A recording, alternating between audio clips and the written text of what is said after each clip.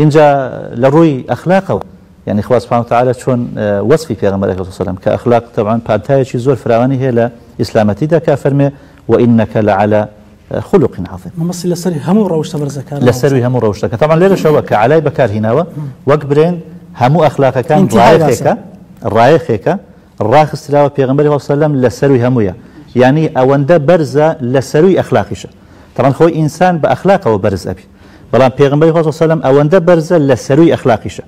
لۆچی چونکە هەرچی ئەخلاقە هەر هەمووی لە خۆیدا کۆ کردیتەوە لەبەرەوەی چونکە ئەم پەیامە ئەو منهەجە کە خوای گەورە لە بۆی ناردووە هەمووی لە خۆیدا کۆ کردیتەوە زانایان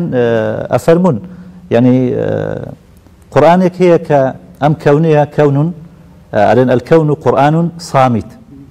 باشە ئەم کەونە بوونەوەرە قورئانێکە بەڵام بە بێدەنگی ئامۆژگاریمان ئەکە ئێمە لە خلالی کەونەوە توان خوای گەورە بناسین سبحانه وتعالى بەتێفکر و بەڵێ بەتەدەبڕەوە و پێغەمبەری صلی الله علیه و سلم وەصفی ئەکرێ برێن پێشتر قورئانێکی ترمان هەیە ئەفەرمون القورئان کەون ناطق نی قورئان خۆی وەکو کەونێک وەکو گەردوونێک وایە بەڵام گفتارە یعنی قسە ئەکاتن ئەی پێغەمبەر صلی الله علیه و سلم ئەفەرمون قورئان یەمشی پێغەمبەری خوا صلی الله علیه و سلم قورئانێک بوو دەڕۆیشت يعني چی يعني هەرچی لەم قورئانە کە منهەجی حیاتە هرشي تيدا في غمر الله صلى الله عليه وسلم هر جبزيك وكوي كذاك عائشة كان خلقه القرآن كان خلقه القرآن بارك الله فيك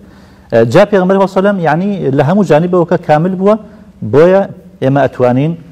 لهر سنفيكا لهر آستيكابين شاول في غمر الله صلى الله عليه وسلم